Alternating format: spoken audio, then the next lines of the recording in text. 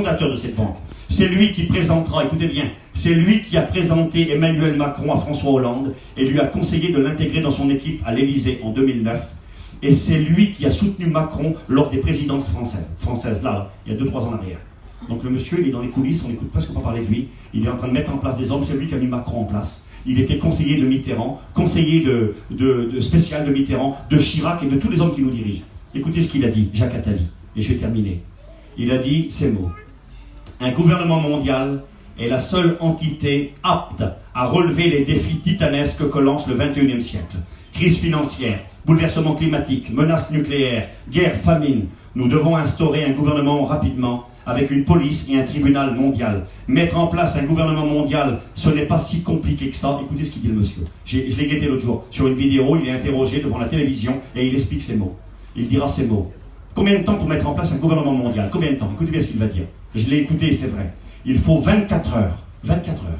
Pour mettre en place un gouvernement mondial fonctionnel et efficace. Il suffit de fusionner le G20, le Conseil de sécurité et le Comité de Fonds monétaire international, le FMI. L'OTAN sera l'armée des démocraties. Écoutez ce qu'il a dit quand j'étais mort. Il a dit « Jérusalem sera le dernier problème résolu et l'une des solutions serait de conserver à Jérusalem un statut international et d'en faire la capitale de la planète unifiée autour d'un gouvernement mondial. » Je ne sais pas, moi, l'année dernière, Trump, il met Jérusalem, le monde dit non, l'ONU dit non, ils sont en train de se battre avec Trump et les Américains, ils ne sont pas d'accord, non, on n'est pas d'accord. Et le monsieur lui dit, Jérusalem, capitale du gouvernement mondial. C'est écrit dans Apocalypse 11, que Jérusalem sera foulée aux pieds par les nations pendant 3 ans et demi. Elle deviendra la propriété des nations. Israël ne veut pas, mais malheureusement ça arrivera. Écoutez ce qu'il a dit. Si un gouvernement mondial n'est pas mis en place, il y aura chaque jour de grandes catastrophes, car il faut une réglementation mondiale identique pour tous. Ce n'est pas un rêve, dit-il. Il faudra certainement une grande guerre pour que cela arrive. Et puis les gradés lui disent, mais vous prophétisez des guerres, monsieur. Il a dit oui.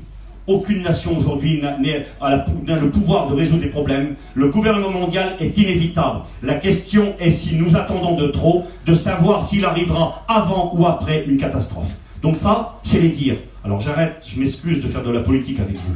Mais quand je lis la parole de Dieu, la Bible me donne des conseils, des consignes.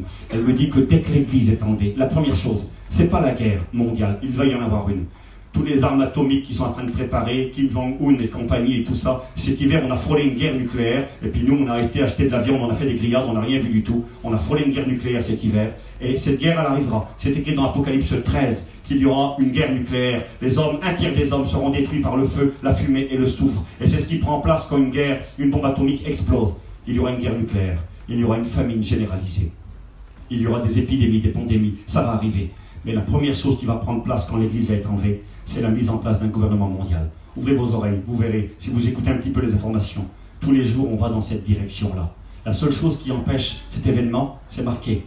Il faut que celui qui le retient encore ait disparu, et aussitôt paraîtra l'impie, c'est-à-dire ce personnage que le Seigneur Jésus lui-même détruira par le souffle de sa bouche. Sincèrement, on arrête maintenant. Je crois vraiment de tout mon cœur que l'heure de mon maître est très très proche. Le monde se prépare. Je n'ai pas le temps de le faire. Les lois du gouvernement mondial sont votées, elles sont adoptées. Vous penserez à moi peut-être, si vous vous souvenez.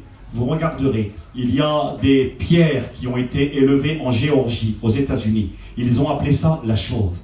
Des grosses pierres qui font des tonnes. Ça a été subventionné par des anonymes, on ne sait pas qui c'est. Ça a coûté une fortune colossale. Et dessus sont marqués les 10 commandements pour l'humanité. Ils ont marqué des ordres, leur but, leur objectif. Ils veulent ramener l'humanité à 500 millions d'êtres humains.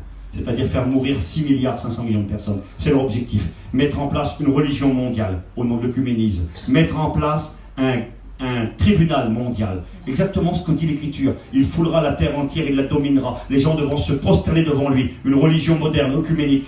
Toutes ces choses se mettent en place. Oui, je crois vraiment que rien n'empêche Jésus de revenir. On va baisser nos têtes, je vous en ai assez dit.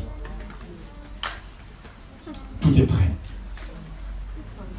L'événement qui bientôt va permettre de faire basculer le monde dans cette réalité. Il va conquérir le monde, la dominer, l'assujettir, prendra place quand l'Église sera partie. Vous savez, dans les coulisses, j'ai des informations, il y a des prisons qui sont préparées déjà aujourd'hui pour interner les rebelles et ceux qui refuseront ce système.